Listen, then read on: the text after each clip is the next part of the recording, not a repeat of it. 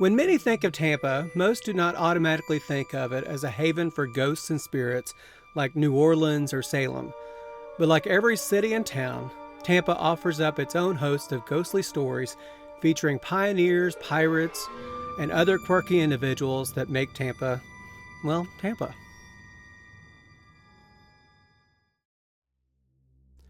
Perhaps the most famous haunting in Tampa centers around the Tampa Theater, where a diligent employee continues to show up for work decades after his death.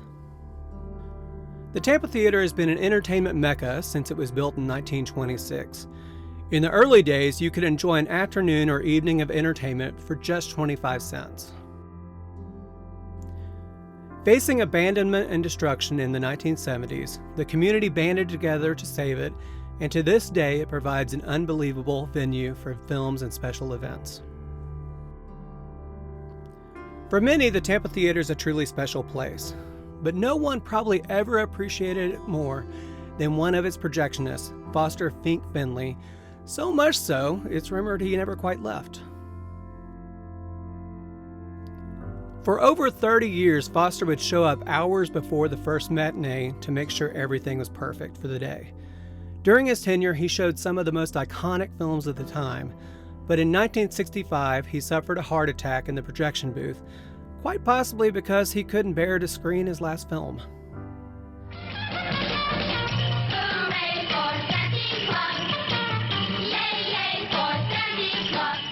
You will never return to Earth.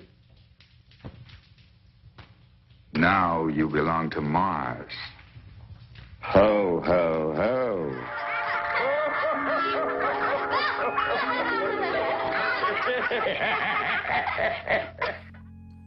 He never recovered from the heart attack and died days later. But strange things began to happen after he passed. There were reports of the sounds of footsteps leading up the stairs to the projection booth, and the distinct sound of keys jangling, which had always signaled Finley's presence around the theater and life. Having been known to be a heavy smoker, others reported the smell of cigarette smoke.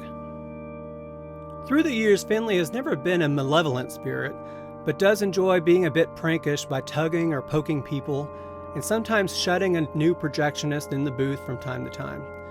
Perhaps he is best known for also stealing items, and then like magic, the items appear in a different part of the theater. When the theater is closed, some employees have claimed to have had that weird feeling of not being truly alone, and also just being watched. Foster was laid to rest at Myrtle Hill Memorial Park in Tampa, which is the final resting place of numerous people who contributed greatly to the history of Tampa. Although Foster continues to show up for work at the Tampa Theater, his earthly remains are with his family members, including the brother who got him the projectionist job in the first place. Foster always remained very private and rarely mentioned his personal life.